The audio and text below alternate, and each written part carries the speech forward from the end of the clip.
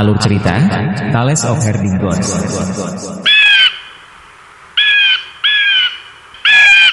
Chapter 289. 5 hari setelah Fen Yunxiao pergi, banyak orang dengan pakaian aneh mulai muncul di pulau kecil itu. Mereka laki-laki, perempuan, muda, dan tua. Satu orang datang lebih dulu dan menanam bendera di pulau itu. Kemudian, banyak lampu menyala dan lebih banyak bendera muncul. Setelah bendera disingkirkan, beberapa ratus orang muncul dan duduk di sekitar pulau ini. Posisi semua orang yang duduk berbeda, dan mereka semua bertebaran seperti bintang di langit, tidak bergerak sama sekali. Namun, setiap 4 jam, orang-orang ini akan berdiri dan mengubah posisi mereka. Pola reguler ini tidak pernah berubah. Di bawah naungan pohon, Long Jiaonan bergidik dan berjalan ke tengah pulau. Si Yunxiang sangat senang, membuat makanan untuk semua orang kalau mereka lapar. Ling Yuxiu memiliki ekspresi serius saat dia memeriksa sekelilingnya. Dia bisa melihat bahwa ini adalah formasi besar yang menjebak mereka semua di pulau itu, tidak memberi mereka kesempatan untuk pergi. Jika seseorang ingin keluar dari formasi ini, formasi akan aktif dan berubah menjadi formasi pembunuhan, mengubah pulau ini menjadi tempat pembantaian. Ketika formasi besar ini diaktifkan, itu pasti akan sangat menakutkan. Selanjutnya, Ling Yuxiu bahkan melihat beberapa orang aneh mengenakan pakaian pengadilan kekaisaran. Beberapa adalah pejabat tinggi dari pengadilan kekaisaran saat ini, beberapa adalah penjajah di pasar, beberapa algojo yang bertanggung jawab atas pemenggalan, dan bahkan Direktorat Imperial College. Itu semua adalah keanehan fantastis dari setiap deskripsi. Yang paling menarik adalah orang-orang ini mengubah posisi mereka setiap 4 jam untuk mengubah formasi. Ini seharusnya untuk mencegah Dao Master dari menyelesaikan perubahan formasi. Pemujaan iblis surgawi tidak diragukan lagi adalah sekte jalan setan nomor 1, timing Anda sangat tepat. Tuan Dao tua sedang memeriksa formasi pembunuhan ini, dan dia tidak bisa menahan diri untuk berseru tanpa henti. Saya dapat menghitung perubahan dalam formasi hanya dalam 4 jam, dan mereka mengubah formasi tepat pada saat ini. Aula formasi master benar-benar licik. Formation Hall Master adalah Direktorat Elemen Hall of Array Imperial College dan dianugerahi peran sekretaris kekaisaran oleh Kaisar Yan Feng. Dia adalah favorit kaisar dan sering dipanggil ke istana untuk dikonsultasikan dengan masalah kekaisaran. Meskipun kaisar tidak memberinya kekuatan yang sebenarnya karena fakta bahwa dia berasal dari Heavenly Devil Cult, sebagian besar formasi dalam pasukan dirancang olehnya. Sepertinya Formation Hall Master memiliki pengetahuan tentang All Dao Master, jadi selama Qinmu dalam kesulitan, dia pasti tidak akan membiarkannya pergi hidup-hidup.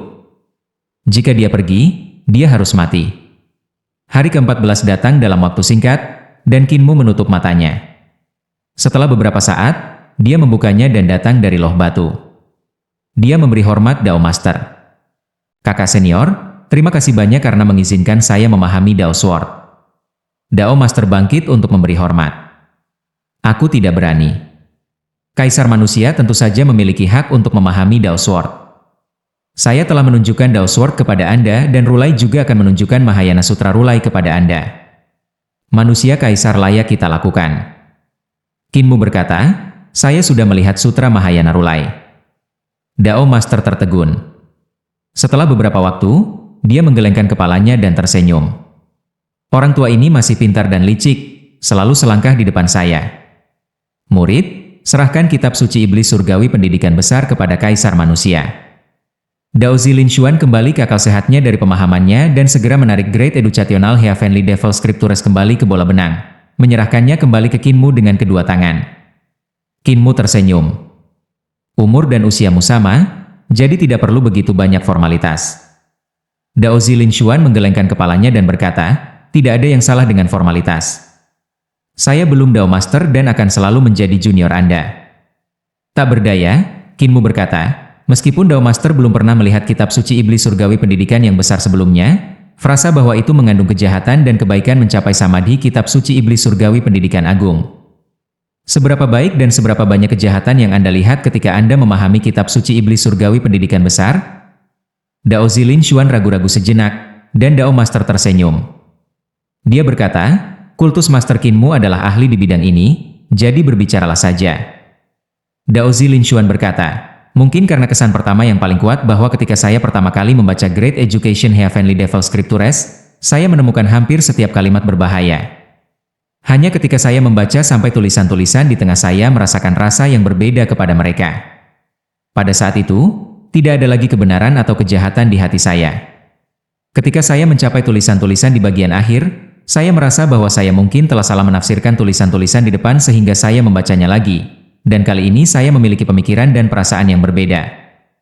Kinmu tersenyum dan bertanya, berapa persen dari mereka jahat? Masih ada 20%, jawab Dao Zilin Xuan jujur. Kinmu berkata, hati Dao Anda masih 20% iblis. Namun, Anda sudah jauh lebih baik daripada Fauzi.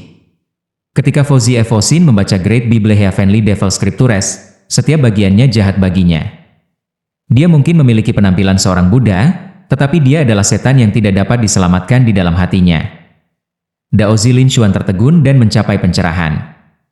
Jadi itu sebabnya. Dia merasa agak sulit untuk menerima hasil ini di dalam hatinya, jadi dia bertanya kepada Kinmu dengan tatapannya yang berkedip-kedip. Ketika Kaisar Manusia membaca kitab suci iblis surgawi pendidikan yang hebat, berapa persen dari itu adalah iblis? Semua tulisan dalam Great Education Heavenly Scriptures adalah tulisan yang benar, tetapi mereka juga tulisan yang jahat. Itu semua tergantung pada bagaimana saya menggunakannya. Dao Zilin Xuan tertegun. Ini, Kinmu berkata dengan makna yang dalam, jalan suci tidak lain adalah penggunaan sehari-hari orang biasa, yang merupakan kalimat pertama dari kitab suci iblis surgawi pendidikan besar, sudah membuat segalanya menjadi jelas.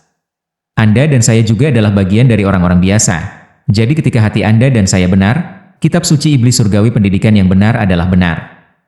Ketika hati Anda dan saya jahat, kitab suci iblis surgawi pendidikan yang besar akan menjadi jahat. Saya bisa menggunakannya sebagai teknik yang benar, tetapi saya juga bisa menggunakannya sebagai teknik yang jahat. Keajaiban penggunaan ada dalam hati seseorang. Keajaiban penggunaan terletak di hati seseorang?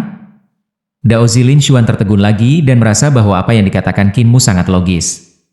Tuan Dao Tua segera berteriak, "Tut! Jangan dengarkan ajarannya, itu alasan mereka yang bebas dari alam. Anda adalah Dao Master berikutnya, hati-hati disihir oleh kata-katanya yang pintar dan memasuki kultus iblisnya." Dao Zilin Xuan kembali ke akal sehatnya, berkeringat deras. Seluruh tubuhnya basah kuyup ketika berpikir dalam hati, dia menggunakan kesempatan itu untuk membimbingku untuk berbicara tentang ajaran iblis-iblis, mencoba menyihirku. Ajarannya tentang bebas dari alam berbeda dari ajaran Dao sekte saya tentang Dao yang mengikuti alam. Tuan Dao Tua berkata dengan benar, sifat kultus guru Kinmu memang lebih tinggi daripada milikmu, jadi kamu harus berhati-hati jika dia datang melawanmu dengan identitas guru pemuja setan di masa depan. Anda tidak bisa hanya menganggapnya sebagai kaisar manusia dan lupa bahwa ia juga adalah guru pemuja setan surgawi. Kinmu tidak tahu apakah harus tertawa atau menangis. Oldma Dao Master benar-benar memperlakukannya seperti banjir besar dan binatang buas, memberikan perhatian ekstra untuk membimbing muridnya untuk mencegahnya dari ditarik ke sekte iblis surgawi. Tuan Dao Tua berkata, bagaimana kaisar manusia melihat Dao Pedang? Kinmu berkata dengan sungguh-sungguh, saya berjuang dengan alasan matematika. Mereka luar biasa rumit. Beberapa gerakan terakhir juga tampaknya melampaui pemikiran matematika dan mendekati Dao. Oldma Dao Master tersenyum ketika dia mengucapkan kata-kata dengan makna mendalam pada mereka. Pedang Dao sekte Dao saya juga bisa dilihat sebagai cara mengukur lingkaran secara akurat. Digit pi hampir tak ada habisnya, dan rasio melingkar pi tidak dapat menyimpulkan hanya dengan Sukong dan King Jing, karena di belakang masih ada digit yang tidak bisa dihitung. Dao tidak memiliki akhir, dan pi juga tidak memiliki akhir. Jadi mengapa ada kebutuhan untuk mengubah Dao? Mengapa ada kebutuhan untuk mengubah Dao? Kinmu tertegun. Master Dao Tua ini menyebarkan kebenaran dan keadilan Dao sekte kepadanya. Dao Master, berhati-hatilah untuk tidak berlebihan, kata Kinmu sambil tersenyum. Tuan Dao Tua tertawa dan menyuruh Dao Zilin Xuan mengambil kembali dinding batu. Manusia kaisar, identitas Anda istimewa dan akan ada cukup banyak musuh yang menakutkan. Jadi masih yang terbaik bagi Anda untuk kembali ke reruntuhan besar secepat mungkin. Putri Raja Naga dikirim oleh saya, bisakah Anda membiarkan Oldma membawanya kembali? Kinmu melihat segel Salomo di bawah kaki mereka, memperhatikan bahwa beberapa daun sudah tumbuh dari sebagian besar tumbuhan. Namun, ada juga beberapa yang sudah mati. Kamu tidak perlu khawatir, dia akan mendengarkan kata-kataku dan tidak pernah kembali ke sini lagi. Tuan Dao Tua tersenyum. Kamu tidak kehilangan apa-apa? Sementara dia adalah orang yang kehilangan banyak. Kinmu mengangguk dan memanggil Long Jiaonan ke depan. Wanita itu menahan rasa sakitnya dan tersandung.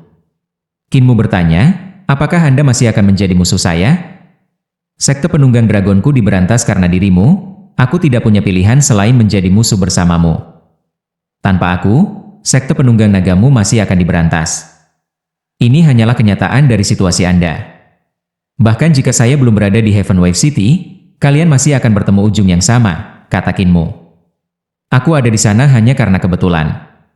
Itu wajar bagimu untuk membenciku, tapi lain kali kamu datang, aku akan membunuhmu, aku tidak akan menahan diri.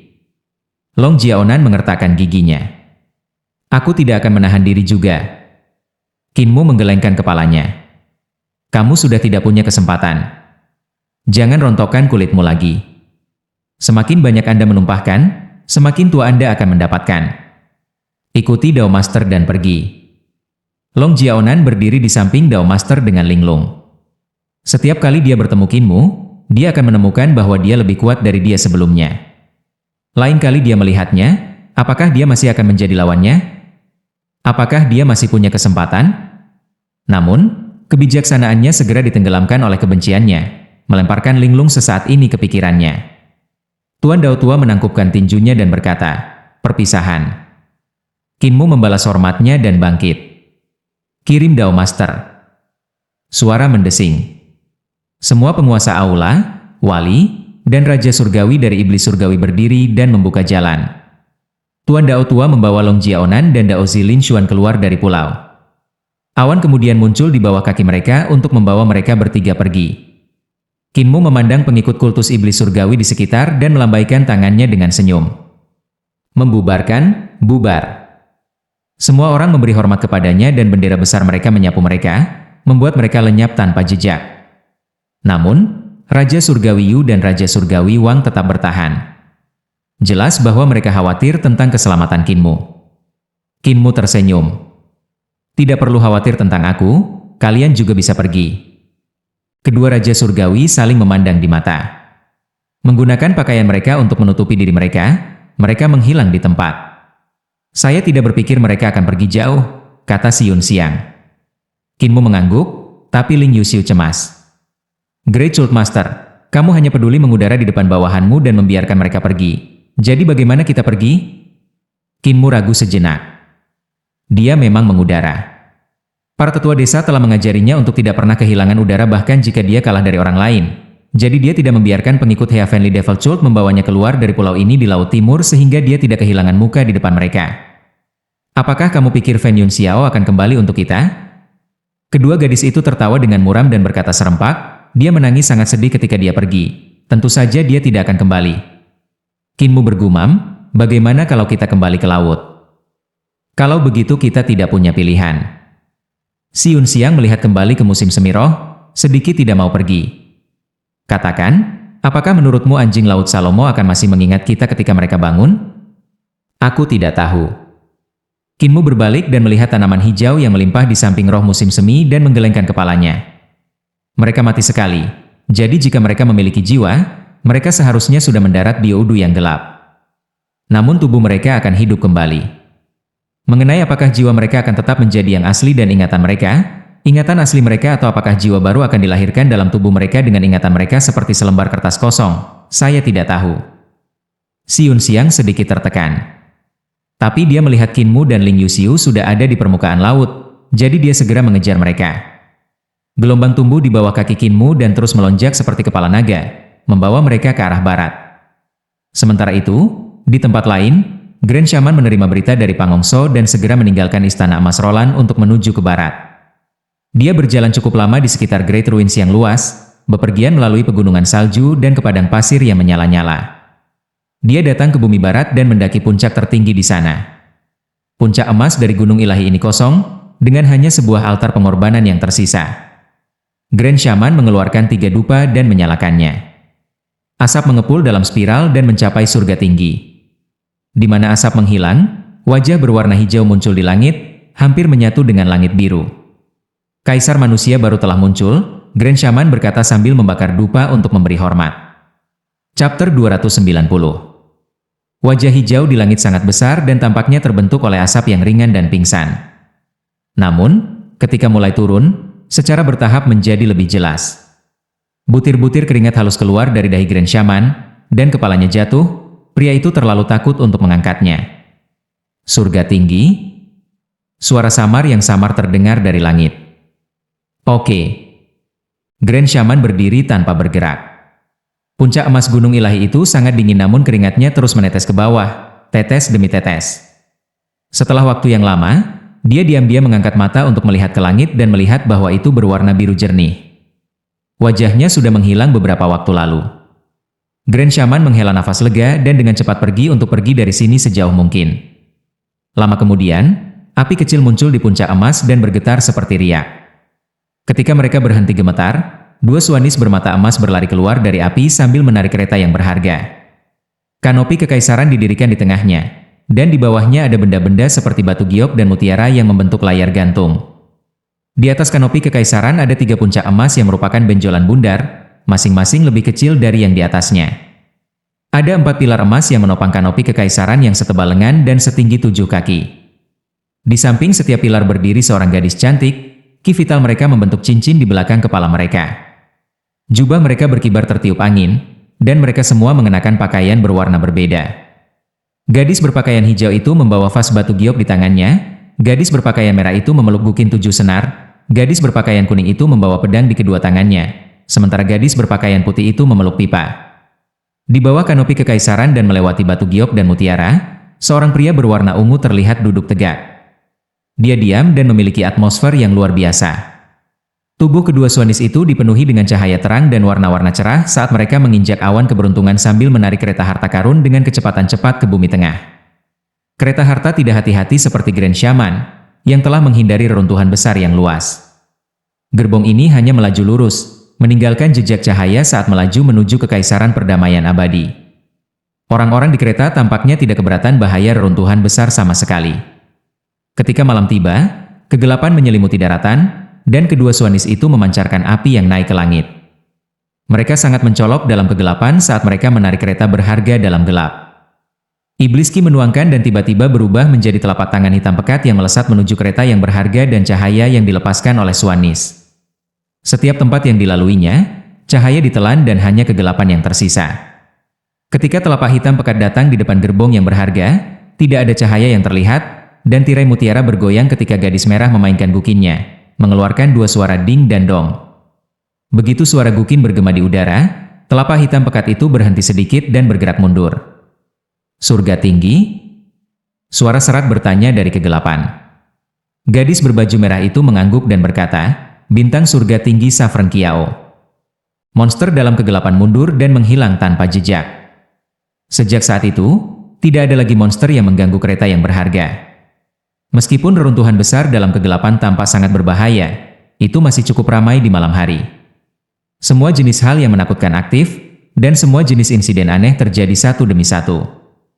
Gerbong berharga itu melaju ke arah timur dengan kecepatan yang tidak terlalu cepat atau terlalu lambat. Bintang Saffron Kiao di bawah kanopi kekaisaran memandang reruntuhan besar saat ini dan menggelengkan kepalanya. Kejahatan yang tersisa belum dibersihkan, dan racun masih tersisa. Kereta yang berharga itu terbang di langit, meninggalkan goresan melintasi kegelapan. Melihat dari atas, sepertinya ada bintang yang bergerak tidak terlalu cepat atau terlalu lambat melintasi cakrawala. Malam reruntuhan besar diselimuti oleh kegelapan, dan tidak ada bintang atau bulan di langit, sehingga sebagian besar penduduk desa dan binatang buas yang bersembunyi di reruntuhan tidak bisa membantu mengangkat kepala mereka untuk melihat pemandangan yang mereka miliki belum pernah lihat sebelumnya. Tiba-tiba, bintang itu mulai turun dengan segera, menabrak reruntuhan besar dari langit. Ini membuat semua orang dan binatang buas aneh yang menonton menghela nafas dengan iba. Kereta berharga turun secara diagonal menuju sumber sungai Surging. 2 gunung dalam kegelapan itu seperti gerbang, dan kereta yang berharga itu turun di tengah-tengah di antara mereka. Kedua Swanis itu berjuang untuk mengendalikan keturunan, tetapi tidak peduli apa, mereka tidak bisa melakukannya. Pada akhirnya, mereka tidak bisa menahan teriakan. Keempat gadis di kereta juga bingung. Mereka menyadari bahwa mereka telah menjadi kerangka beberapa waktu lalu. Keempat gadis memandang ke depan mereka dan melihat 2 Swanis yang menarik kereta juga menjadi 2 kerangka berlari. Di bawah kanopi kekaisaran, ada kerangka lain. Dia tenang dan tenang saat dia mendengus dingin. Untuk menarik kereta saya, mungkinkah niat jahat Feng Du masih belum mati? Dalam kegelapan dan kabut di depan mereka, tampak ada bayangan besar berdiri di sekitar. Bahkan ada lampu merah menyala di kabut, dan apa yang tampak seperti lentera mengikuti kereta berharga saat bergerak. Itu bukan lentera, tapi mata. Bayang-bayang itu berangsur-angsur memudar, dan lampu merah juga menghilang satu demi satu. Daging kedua Swanis itu kembali, dan mereka tidak merasa bahwa gerbong itu berat sekali lagi. Mereka segera mengerahkan kekuatan dan menarik kereta berharga kembali ke langit. Keempat gadis di gerbong melihat daging mereka pulih dan tidak bisa membantu mengeluarkan napas lega. Tubuh Star Saffron Kiao juga kembali normal, dan dia berkata dengan acuh tak acuh, Feng Du tidak mengindahkan disiplin Youdu, bahkan berani melawan High Heavens. Tempat ini akan dihilangkan cepat atau lambat. Kereta yang berharga terus bergerak maju di sepanjang sungai Surging, tetapi hanya ketika langit berubah cerah mereka melihat ujung reruntuhan besar yang berjarak lebih dari 1000 mil jauhnya dari mereka.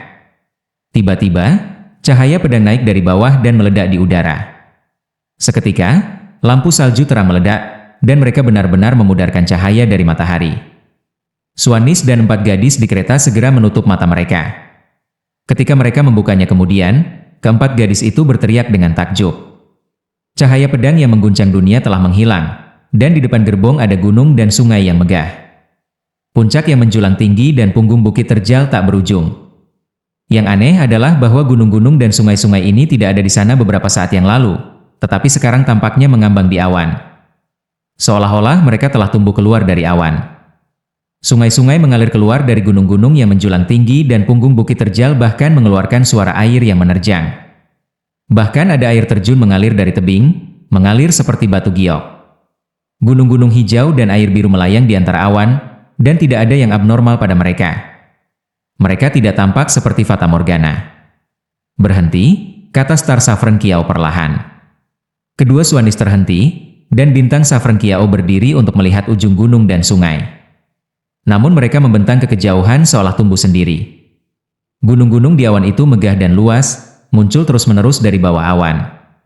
Sementara itu, di perbatasan pegunungan dan sungai sedang berkedip lampu pedang yang sulit ditangkap, tetapi yang tidak bisa menipu matanya. Ini seolah-olah seseorang menggunakan pedang sebagai kuas untuk mengeluarkan gunung dan sungai yang luas. Cacat tua sebenarnya masih hidup. Bintang Saffron Kiao mengungkapkan dan tersenyum dan berkata dengan lembut, turun. Saya punya teman lama yang tinggal di sini. Kedua Swanis segera menarik kereta yang berharga untuk turun. Ketika mereka mencapai dasar awan, gunung-gunung dan sungai-sungai juga turun bersama mereka.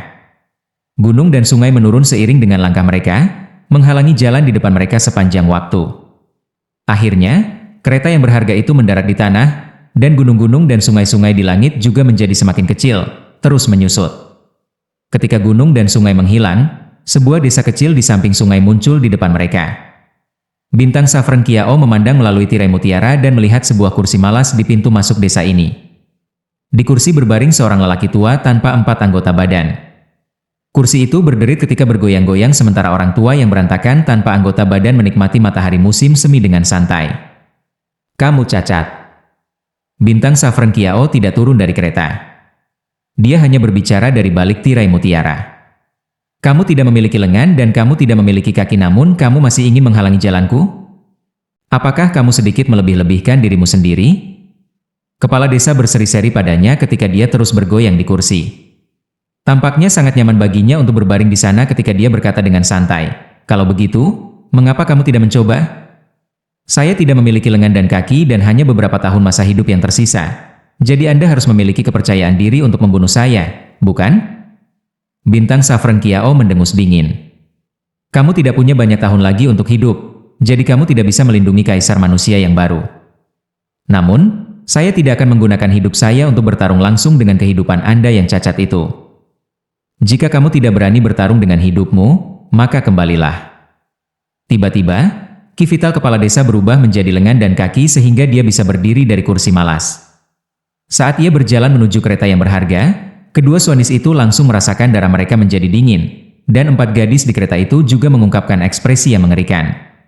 Di mata mereka, tubuh lelaki tua yang kering dan kurus itu menjadi lebih besar dan lebih besar, semakin agung ketika dia mendekat. Dengan beberapa langkah, tubuhnya tampak menutupi langit dan bumi, menghalangi garis pandang mereka. Kamu tidak bisa melindungi kaisar manusia baru. Bintang Saffron Kiao berdiri, dan kanopi kekaisaran di kereta mulai berputar.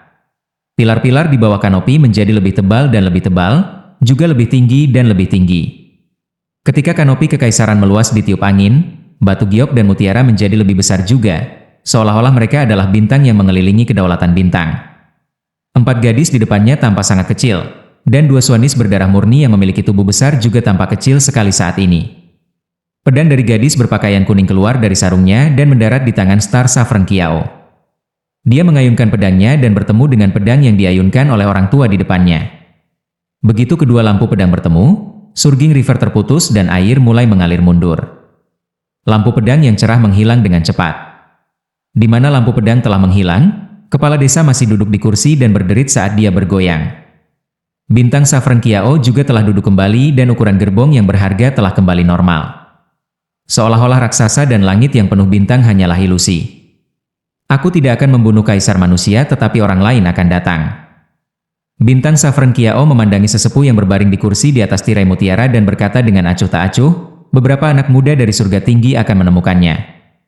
Kepala desa berkata dengan malas, selama kamu bukan kentut tua, jangan ragu untuk mengirimnya. Bintang Saffron Kiao menatapnya dalam-dalam dan tiba-tiba berkata, kembali ke surga tinggi. Kedua swanis itu segera memutar kereta dan naik ke langit, berlari kembali ke barat. Di kereta, gadis berpakaian hijau bertanya, Star Saffron, mengapa kita kembali begitu saja? Bintang Saffron Kiao tidak mengatakan sepatah kata pun, tetapi tiba-tiba mendengus. Tetesan darah menetes dari kereta dan mendarat di hutan reruntuhan besar yang ada di bawah mereka. Dimanapun darah segar mendarat, bunga-bunga akan mekar di seluruh gunung dan tanaman akan tumbuh dalam kegilaan. Mereka menyebar sampai menutupi seluruh gunung. Kanopi kekaisaran jatuh ke belakang dan jatuh ke reruntuhan besar, menyebarkan semua batu giok dan mutiara di hutan belantara. Wajah Star Saffron Kiao sedikit pucat ketika dia berkata dengan sungguh-sungguh, tidak perlu mengambilnya, kembali ke surga tinggi sesegera mungkin. Keempat gadis itu terkejut dan kedua swanis meningkatkan kecepatan mereka saat mereka berlari ke arah barat. Di gerbang desa lansia penyandang cacat, kursi malas itu berayun ketika kursi itu terbelah menjadi beberapa bagian. Kepala desa jatuh ke tanah dan berseru dengan suara serak, "Apoteker, apoteker!" Apoteker berlari panik dan menggerutu, masih ingin memasang front yang kuat ketika Anda bahkan tidak memiliki anggota tubuh, melayani Anda dengan benar. Berhentilah bergerak, biarkan saya memeriksa cedera Anda terlebih dahulu. Lanjut di video chapter berikutnya, terima kasih.